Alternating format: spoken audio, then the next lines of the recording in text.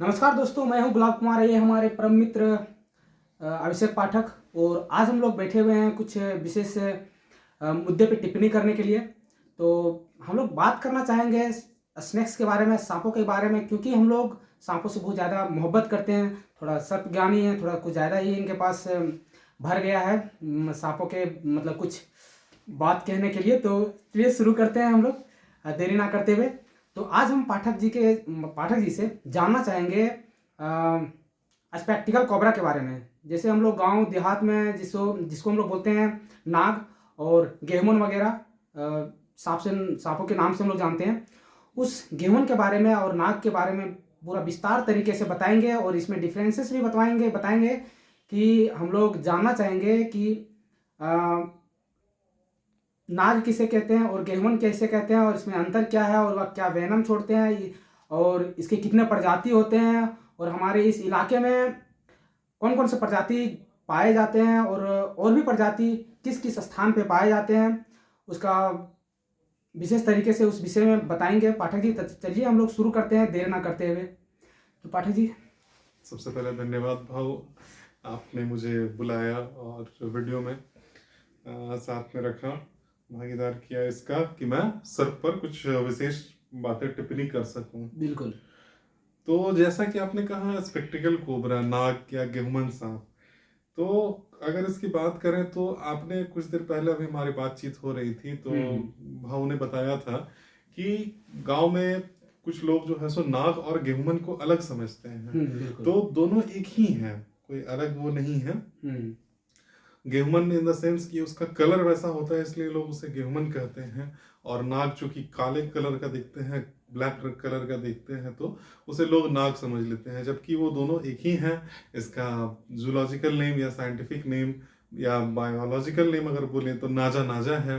English में से spectacled cobra, Hindi में से नाग गेहूमन के नाम से पुकारते हैं। और अलग अलग जगहों पर अपने इसके अलग अलग नाम हैं। यह एक बहुत ही जहरीला सांप होता है और कॉमन है, सभी लोग इसे जानते हैं, सभी लोग इससे परिचित होते हैं।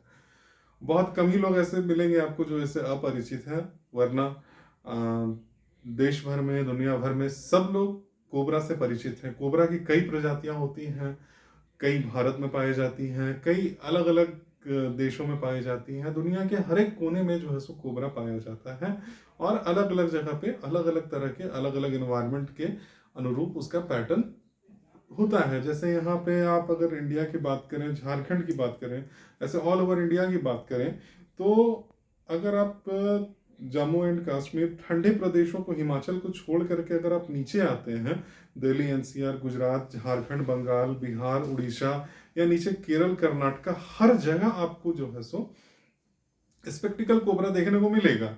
इसका अगर पहचान देखें तो पहचान इसे स्पेक्टिकल कोबरा इंग्लिश में कहा जाता है। स्पेक्टिकल इन द सेंस इसलिए कहा जाता है कि वो जब उसका एक हुड होता है, जो फन होता है, इस आकार का होता है फन, तो फन के पीछे साइड में चश्मे के आकार का आकृति बनी हुई होती है। बिल्कुल, बिल्कुल। इस कारणवश उसे स्पेक्टिकल कोबरा कहा जाता है। आपका पहला सवाल मैंने बता दिया।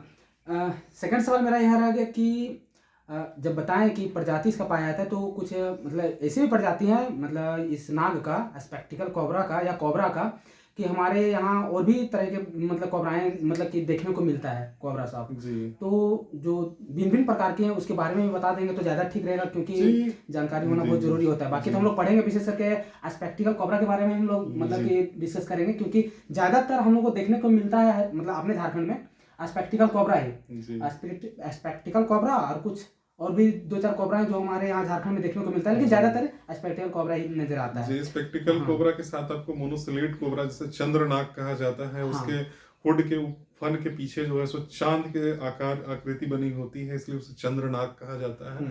मोनोसिलेट कोबरा नाजा कौथिया उसका जूलॉजिकल नेम है, बायोलॉजिकल नेम है।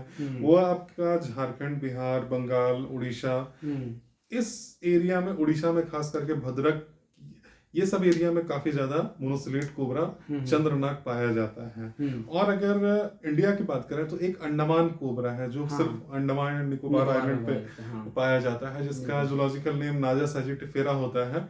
तो ये अंडमान कोबरा हो गया, ये भी कोबरा के जैसा काले कलर का होता है, काला या हम्म। भूरे कलर का होता है, ठीक है।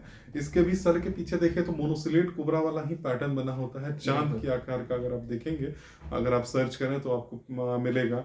और अगर देखें तो एक सेंट्रल एशियन कोबरा है, ये आपको जम्मू एंड कश्मीर से ठंडे प्रदेशों की ओर अगर आप बढ़ें तो वो आपको मिलेगा, कारगिल एरिया में मिलता है। सेंट्रल एशिया कोबरा, नाजा ऑक्सियाना अच्छा, जिसका, हाँ, नाजा ऑक्सियाना। नाजा ऑक्सियाना हम्म। जिसका जूलॉजिकल नेम है। हम्म। तो सेंट्रल एशियन कोबरा, इसका अगर देखें तो करैत के जैसा पैटर्न होता है, ब्लैक, फिर गेहूमन कलर का होता है कलर। तो ऐसे ऐसे पैटर्न वाइज जो है सो पाया जाता है। या करैत में एक करैत क्या बोलते हैं, वो नाम मुझे याद नहीं आ रहा है, क्या? बैंडेड पैटर्न होता है, अच्छा सॉरी, अच्छा, हाँ, बैंडेड बैंड। पैटर्न, ब्लैक भूरा, ब्लैक भूरा, ब्लैक भूरा, ऐसा आपको पाया जाता है। और अगर किंग की बात करें तो आप लोग उससे परिचित ही होंगे। बिल्कुल। दुनिया भर में अगर कहा जाए तो दुनिया का सबसे लंबा, अगर जहरीले सांपों में कहा जाए तो सबसे लंबा चौड़ा विशाल जो सांप है जहरीले सांपों में, तो ये आपका किंग कोबरा आता है, जिसका हाँ। जूलॉजिकल नेम ऑफिफैगस हाना है। ऑफिफाइड या खाना। झारखंड, अगर आपको जान के, आप चूंकि सर्प प्रेमी हैं हाँ हाँ। तो आपको जानकर खुशी होगी, ये झारखंड, बिहार, बंगाल, उड़ीसा, बंगाल, उड़ीसा, और हाँ। खास करके जो मेरा रिसर्च सेंटर है मद्रास क्रोकोडाइल बैंक और आपका Agumbe rain forest research station, तो Madras side, Kerala side, Karnataka side, ये काफी भरपूर मात्रा में है। इसके भी कई सारे फीचर्स हैं, अपने अपने सारे के फीचर्स हैं। इस पर आगे आने वाली वीडियो में हम डिस्कस करेंगे। बिल्कुल। आज चूंकि हमारा जो टॉपिक है स्पेक्टिकल कोबरा, इसके बारे में विशेष जानकारी हम लोग हाँ लेते हाँ, हैं। बिल्कुल। आगे बढ़ाइए। तो मेरा नेक्स्ट सवाल रहेगा इसमें कि आप इसका थोड़ा सा बता देंगे हमारे इलाके में, जी। जो मतलब अपना अपना पर्सनल एक्सपीरियंस को साझा करेंगे एक आध दो एग्जांपल के साथ, जो कि पब्लिक को थोड़ा सा पता चले कि मतलब रेस्क्यू करने के बाद उसका क्या रिएक्शन रहता है, पकड़ने के बाद, वहाँ सामने से देखने के बाद, और साथ ही साथ अगर वो किसी को बाइट कर लेता है, जी। बाइट कर लेने के बाद लोग क्या करते हैं कि ज़्यादातर लोग ऐसा होता है कि बाइट करने के बाद तो वेनम वोनम छोड़ता नहीं, सबसे पहली बात, बहुत मतलब जब जी, जोर से जी। बाइट करता है या फिर पूरा आराम से बाइट करे या ज़्यादा चिड़चिड़ापन रहता है तब वो जोर से वेनम छोड़ता है। नहीं छोड़ने के बाद भी लोग कैसे घबरा जाते हैं, है ना, उससे किसे बचना चाहिए, पब्लिक को बताइए और अपना पर्सनल एक्सपीरियंस को थोड़ा सा साझा कीजिए। जी, स्पेक्टिकल कोबरा को रेस्क्यू करते समय सबसे बड़ा जो ये, जैसे ही इसको आप छेड़ेंगे, ये अपना फोर बॉडी, सामने वाली जो बॉडी होती है, उसे उठा लेता है। कभी कभी अगर वो बहुत ज्यादा एग्रेसिव हो गया है तो हाफ अपनी बॉडी का आधा हिस्सा वो उठा लेता है और वो भयानक रूप दिखाता है कि तुम मुझसे डरो और मुझे छोड़ के चले जाओ। सांप हमारे पर्यावरण मित्र हैं, हमारे शत्रु नहीं हैं। एकदम एकदम, बिल्कुल। वो आपको अपने आप को एग्रेसिव दिखाते हैं। आप जैसे, सांप क्या है, छोटा सा प्रजाति मतलब जीव है, 6-7-8 फीट लंबा होता है, छोटा सा पतला होता है। अगर उसकी मोटाई की बात करें तो कितना होता होगा, 2.5-3 इंच, 4 इंच या 5-6 इंच के आसपास उसकी मोटाई होती है। तो अब वो 6-7 फीट का लंबा छोटा सांप, छोटे छोटे आंख उसके, अगर उसके सामने आप जाते एक बड़ा सा, एक भयानक हमारा रूप हो जाएगा हमारे सामने ही। अब जैसे हम लोग 5-6-7 फीट के होते हैं इंसान, ठीक है, हमारे सामने कोई अगर 8 फीट का ही इंसान अगर आ जाता है, सामने आ जाए हाथी तो खैर जो है, तो मतलब अगर इंसानी रूप में ही अगर हम देखें तो आप अगर एवरेज 5-5.5 फीट हाइट के हैं, आपके सामने एक वर्ल्ड के टॉलेस्ट आदमी आ जाए 8 फीट लंबा, तो आप उस 8 फीट लंबे आदमी को देख के कुछ देर के लिए घबरा जाइए। बिल्कुल। तो सांप के सामने हम तो काफी बड़े हैं, तो वो हमें देखकर बहुत घबरा जाते हैं। और घबराने के बाद, अब चूंकि उनके साथ कोई सपोर्ट नहीं है, अब हम इंसान तो एक ग्रुप में, समूह में जाते हैं उसके पास, या अकेले भी जाते हैं तो अकेले भी वो डर जाते हैं। और प्लस जब रेस्क्यू की बात करें तो रेस्क्यू जो है सो हमेशा घर में किया जाता है। अगर आपके घर के बाउंड्री वाल, चार दीवारी के बाहर, या अगर वो सांप अगर है तो हम उसे रेस्क्यू नहीं कर सकते हैं, क्योंकि वो फॉरेस्ट में है। हाँ, जिनके घर में है वो अगर उनके घर के एरिया में है तो उसे रेस्क्यू करके जंगल में छोड़ा जाता है। तो घर में ज्यादातर, घर, दुकानों, ये सब में रेस्क्यू करने जाते हैं तो वहां पे आपको मिलेगा कि अब एक साथ समूह बन जाता है। किसी के घर में भी सांप अगर निकले तो समूह में लोग इकट्ठे हो जाते हैं सांप को देखने के लिए। तो वो अचानक बेचारा घबरा जाता है, और घबराने के बाद अब खुद को वो बचाना चाहता है, वो भी जानता है कि लोग हमें मार देंगे। बहुत कम उससे यह उम्मीद होती है कि कोई हम जैसे आप जैसे उसे बचाने वाले आएंगे और उसे उसके घर तक पहुंचा देंगे बिल्कुल। इज्जत के साथ।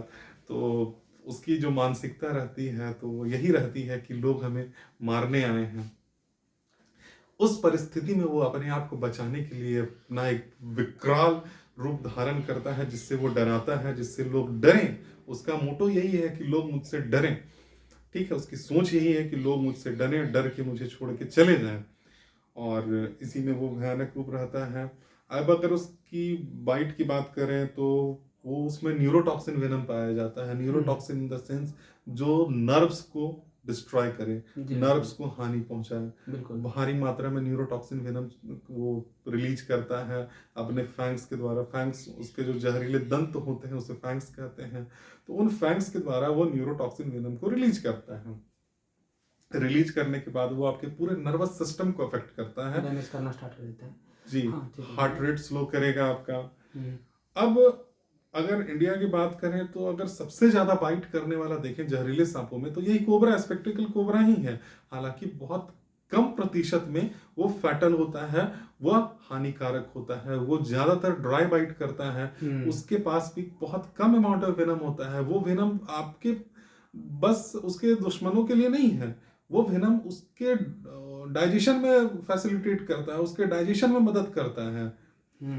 वो जैसे चूहों को खाता है, मेढक को खाता है, अन्य सांप, छोटे मोटे सांपों को खाता है, तो वो पहले उसमें वो जहर छोड़ देता है।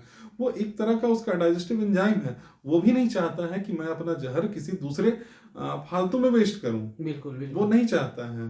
तो हालांकि वो सबसे ज्यादा बाइट करने वाला सांप है इंडिया में, अगर देखें तो सबसे ज्यादा बाइट, लेकिन बहुत कम परसेंट होता है जिसमें वो जहर छोड़ता है। उसे अगर बहुत ज्यादा विकराल कर दिया गया है, अगर उसे बहुत ज्यादा डरा दिया गया है, बहुत ज्यादा उसके साथ छेड़छाड़ किया गया है, परेशान किया गया है, तब वो जहर भारी मात्रा में छोड़ता है कि तुम मुझे तो परेशान कर रहे हो, मैं तुम्हें भी नहीं छोड़ूंगा।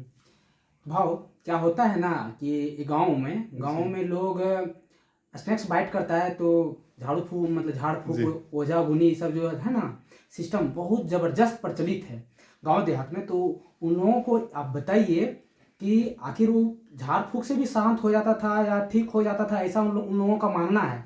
लेकिन आप जैसे बताए कि बहुत ड्राई बाइट करता है, ये बाइट तो बड़ा ज़बरदस्त करता है लेकिन ड्राई बाइट करता है। मैं भी जब मैक्सिमम तो अधिकांश तो मतलब बहुत कम ही वेनम छोड़ता है, जब बहुत ज़्यादा एग्रेसिव हो जाता है तब उसी में से एकाक किसी को बाइट कर देता है तो वो डेड कर जाता है। तो उसमें क्या होता है कि जो झाड़ फूक करने वाले आते हैं तो उन लोग जो है उसको नहीं बचा पाते हैं, और जो ड्राई बाइट कर देता है उन लोग क्या बोलता है कि बाइट तो किया है, वहाँ पर ब्लड भी निकला हुआ है, लेकिन उसको झाड़ फूक जब करता है उसमें तो वो बच जाता है क्योंकि उसमें वेनम नहीं गया हुआ होता है।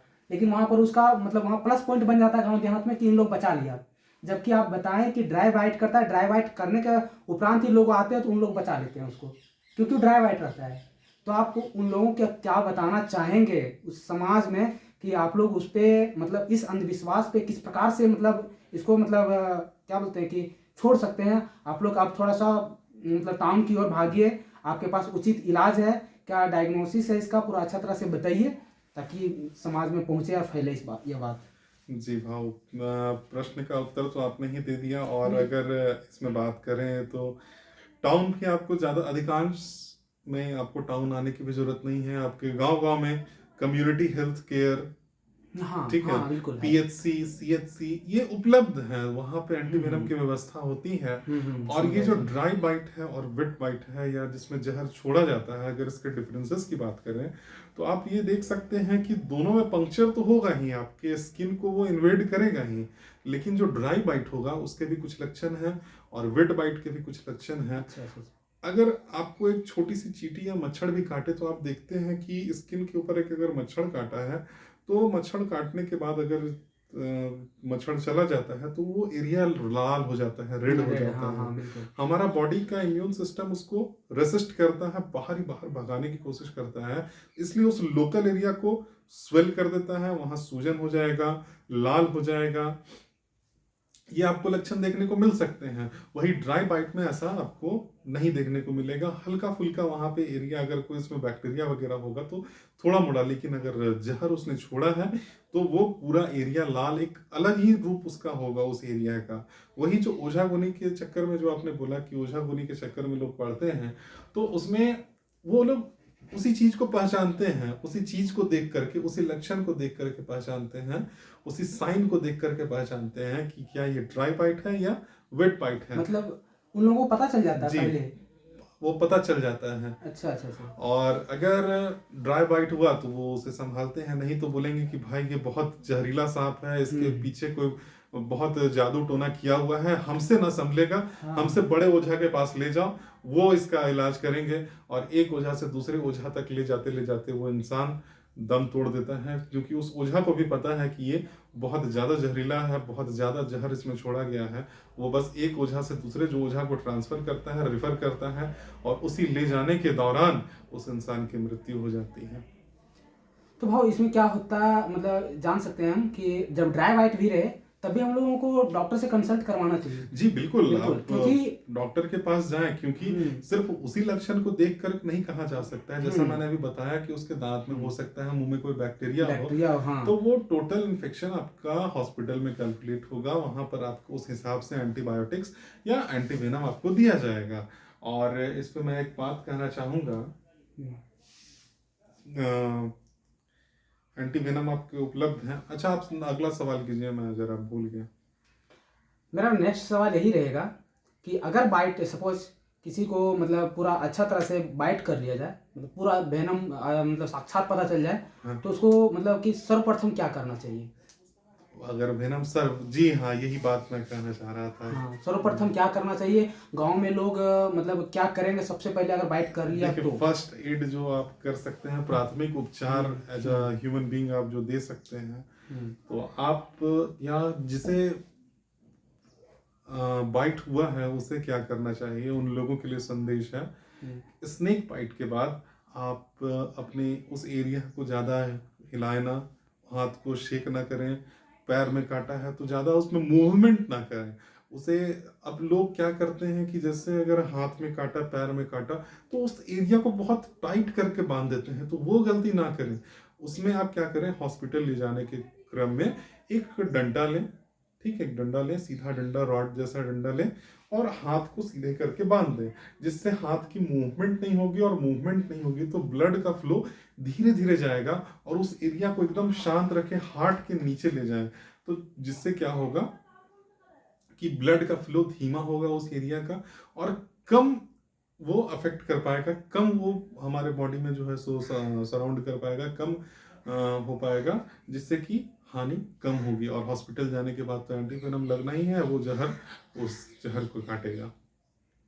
और कुल मिलाकर के ये भी बात बता दीजिए कि जो आदमी जिसको बाइट करे उसको मतलब ज्यादा प्रेशराइज नहीं करना है। जी हाँ, प्रेशराइज ना करें उन्हें, कोई ऐसे बताए भी ना जी। कि और बाइट अगर हुआ है।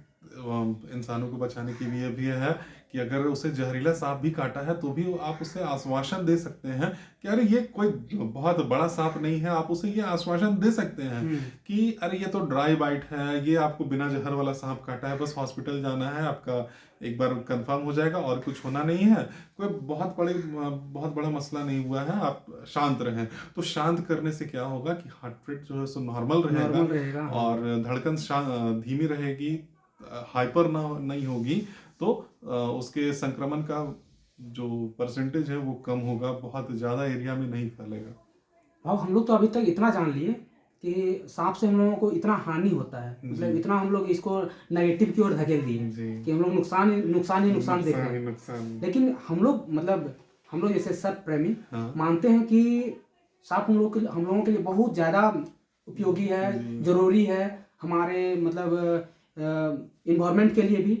तो किस प्रकार से है कि आप इस तरह से आप व्याख्या करें इस विषय में, इस तरह से बताएं लोगों को कि हर एक इंसान को सांपों के प्रति अट्रैक्शन हो, मोहब्बत करे और उसको मारे ना, उसको अपने वंचित अपने इलाके जहाँ वंचित पहाड़ी हो या जंगल हो वहाँ तक उसको छोड़ सके, उस मतलब पूरा अच्छे तरह से, मतलब होता है ना कि ट्रीट मार, करें। हाँ मतलब ट्रीट, उससे अच्छा ट्रीट करे। एक सांप को एक ना सोचे कि ये मेरा जानलेवा है या फिर हमको ही मतलब क्या बोलते हैं जान मान की बहुत ज़्यादा क्षति करता है, हमेशा तो नहीं करता है, नहीं, नहीं करता है, जब उसको जब ज़्यादा टॉर्चर किया था तभी करता तभी है। तो आप करता है। बताइए थोड़ा कि हम लोगों को मतलब किस प्रकार से सांप को बचाना चाहिए और हमारे लिए कैसे, मतलब या क्या बोलते हैं कि मित्र है हम लोगों का स्नेक्स, है ना, जी, ये एक्सप्लेन तो मैं कीजिए थोड़ा। हमेशा कहता हूँ, सांप हमारे दुश्मन नहीं, सांप पर्यावरण के मित्र हैं, हमारे मित्र हैं। सांप पर्यावरण में चलने वाली भोजन श्रृंखला, फूड चेन के मुख्य अहम मेंबर होते हैं। अगर आप, चूंकि हम लोग गांव एरिया से, विलेज एरिया से बिलोंग करते हैं, तो हमें मालूम होगा कि अभी जैसे धान काट करके अगर उसे, जो धान को रखा जाता है, स्टोरेज किया जाता है, स्टोरेज में चूहे लग जाते हैं। ठीक है, तो सांप क्या करते हैं ना कि वो चूहों को खाते हैं, जिससे चूहों की पॉपुलेशन कंट्रोल में रहती है और हमें कम नुकसान होता है। सांप को भी खाने वाले अन्य जीव हैं, जैसे गिद्ध हैं, ठीक है, अन्य जो बड़े विकराल पक्षी हैं। तो ऐसा बात नहीं है कि सांप को और नहीं खाते हैं, तो वो एक भोजन श्रृंखला है, तो उसे आप डिस्टर्ब ना करें। जैसा कि आपने देखा कि आप सांपों को मार रहे हैं, चूहों को मार रहे हैं, तो अभी 2 साल पहले कोरोना के टाइम या 2-3 साल पहले आपने देखा होगा कि टिड्डियों का वार हुआ था, कैसे कितने सारे टिड्डे आकर धान को नष्ट कर दिए थे। तो ये सारा फूड चेन को इम्बैलेंस करने का ही नतीजा है। हाँ बिल्कुल बिल्कुल, ठीक है, अगर हम किसी एक लेवल को, एक ट्रॉपिक लेवल जिसे मैं कहता हूँ, या हम कहते हैं एक ट्रॉपिक लेवल को डिस्ट्रॉय, अगर डैमेज करेंगे, डिस्ट्रॉय करेंगे, खत्म करेंगे, नुकसान करेंगे, तो उसके नीचे वाले ट्रॉपिक लेवल अपने आप उनकी पॉपुलेशन बढ़ जाएगी, जिससे हमें ही अल्टीमेट, हमें ही नुकसान होना है, क्योंकि हम top of the food chain है। हाँ बिल्कुल, समझे? तो top of the food chain होने के नाते हमारे नीचे वाले जो ट्रॉपिक लेवल पे हैं, हमारे नीचे लेवल पे जो आते हैं, उनका भी पॉपुलेशन रहना जरूरी है। अगर वो रहेंगे तभी ये पर्यावरण संतुलित रहेगा, बैलेंस रहेगा। इसलिए सांपों को भी ना मारें, सांप हमारे पर्यावरण मित्र हैं, बहुत इनकी आम है। इनके जहर से, जो न्यूरोटॉक्सिन वेनम मैंने जो जिक्र किया, न्यूरोटॉक्सिन वेनम से काफी सारी दवाइयां बनाई जाती हैं।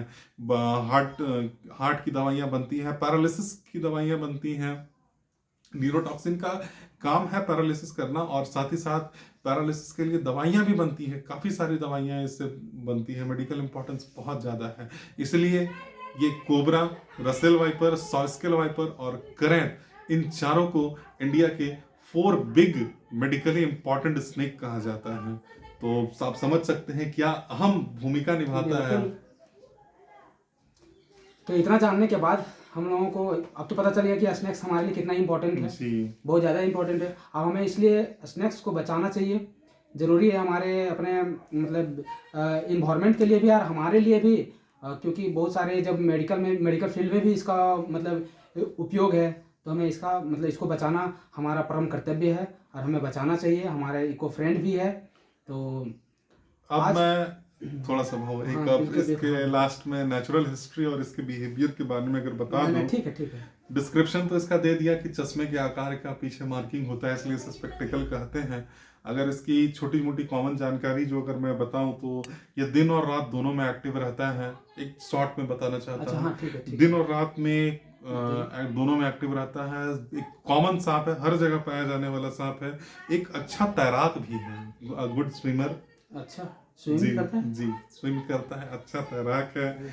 ये आपको खेतों में, स्ट्रीम्स के आसपास, पानी वाली जगह में, रॉक पाइल्स में, जो पत्थर के बीच में जो छोटे छोटे छिद्र होते हैं, वहां आपको पाया जा सकता है।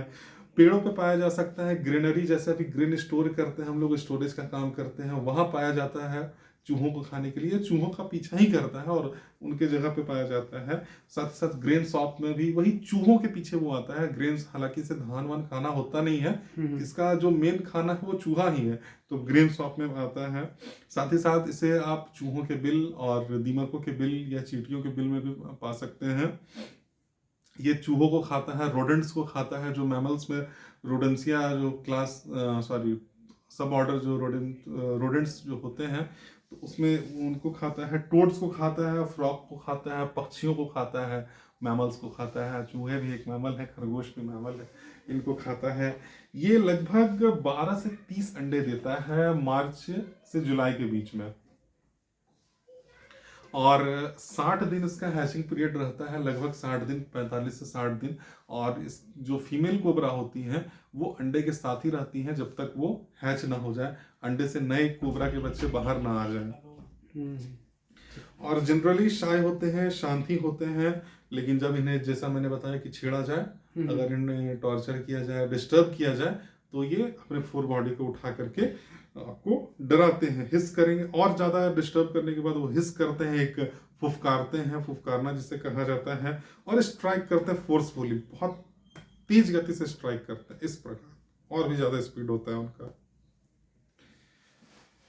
और ठीक है, तो कुल मिलाकर के हम लोग कहना चाहेंगे कि स्नेक्स से, सांपों से हम लोगों को ज़्यादा नुकसान नहीं है। बस इतना जानिए कि जान मान की क्षति तो नहीं होगी, भगवान के प्यारे तो नहीं होंगे। अगर आप ओझा और गुनी के चक्कर में रहेंगे तो हो जाएंगे, इसमें कोई शक नहीं है, बर्बाद हो जाएंगे। भगवान फिर बेसब्री से इंतजार करने लगेंगे। अगर आप मानते हैं कि ओझा गुनी के अलावे भी हमारे मेडिकल फील्ड में भी इसका प्रॉपर इलाज है तो दौड़ना चाहिए। और आप लोग नहीं मानते तो मैं आप लोगों को बताना चाहता हूं कि इसका इलाज है, आप लोग नहीं मरेंगे। एक बार विश्वास कीजिए, आइए अस्पताल, आपके स्वास्थ्य सामूहिक केंद्र आपके इलाके में है, वहां पर पहुंचिए, और वहां पर पहुंचने के बाद आपका रिजल्ट क्या होता है, आपका परिणाम अगर गलत निकलता है तो फिर बोलिएगा, क्योंकि हम लोगों ने इस चीज़ को झेल रखा है और हम लोगों ने देख रखा है, हम लोग का पर्सनल एक्सपीरियंस है यहाँ पर, हम लोग इससे निजात पाए हैं, हम लोग का पॉजिटिव रिस्पॉन्स भी रहा है कि हम लोग जान बचाए हैं खुद अपने घर में। भाव हम लोग मतलब एक ही नहीं, अनेकों ऐसा पेशेंट हम लोगों ने देखा। और विशेष क्या, बस यही कहना चाहेंगे कि सांपों को मारे नहीं, आप इससे नुकसान नहीं होगा, आप आइए अस्पताल, बच जाइएगा, जान आपका बचा हुआ रहेगा। जय झारखंड, जोहार झारखंड के साथ मैं अपनी वाणी को विराम देता हूँ।